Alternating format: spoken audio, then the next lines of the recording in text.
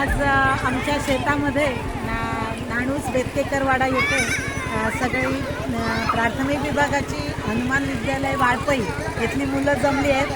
मुलांनी शेतीमध्ये हा घेतलेला आपला उत्साह पाहून आम्हाला पण खूप आनंद झाला आहे की आजच्या काळात प्रायोगिक शिक्षण हे फार महत्त्वाचं असतं.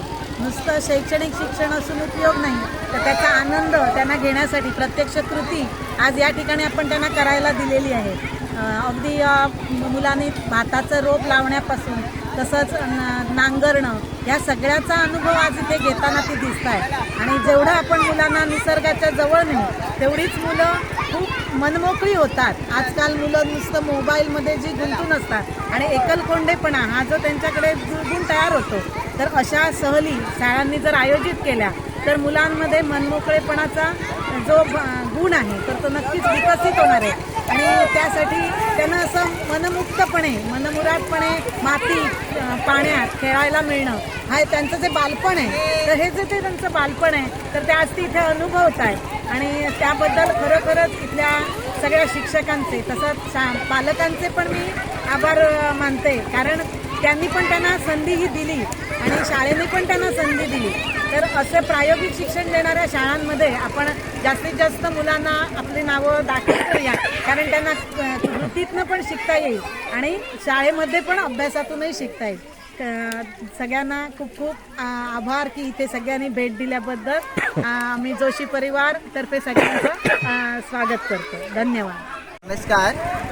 आज श्री हनुमान विद्यालय पूर्व प्राथमिक शाळेची मुलं नाणूस येथील गोशाळेतील शेतीला भेट देण्यासाठी आलेली आहे.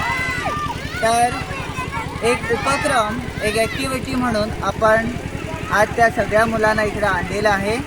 आणि सगळी मुलं अतिशय त्या शेतामध्ये भात लावण्याची प्रक्रिया त्यांची चालू आहे. सगळी मुलं एकदम भात लावण्याच्या पद्धतीमध्ये भात लावण्यामध्ये गुंतलेली आहेत. त्याचबरोबर काही मुलं जी आहेत ते ट्रॅक्टर चालवत आहेत. तर ट्रॅक्टर चालवण्याचं शेत नांगरण्याचं पण अनुभव आमची मुलं आज इकडं घेत आहेत. महत्त्वाचं म्हणजे मुलांना शेत म्हणजे तेवढंसं माहीत नसतं, पण आज ही मुलं प्रत्यक्ष शेतामध्ये येऊन काम करतात. अतिशय गुंतलेली आहेत ती आणि अतिशय चांगल्या प्रकारे ती शेतामध्ये शेत लावण्याचं काम, त्याचप्रमाणे ट्रॅक्टरने नांगरण्याचं काम, ट्रॅक्टर म्हणजे काय, शेती कशी लावायची हे मुलं आज आनंदाने शिकत आहेत.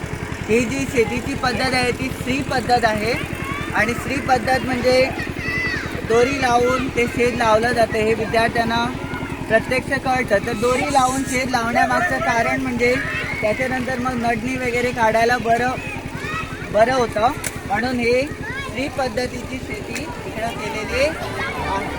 धन्यवाद. तुम्ही पळतात GNH.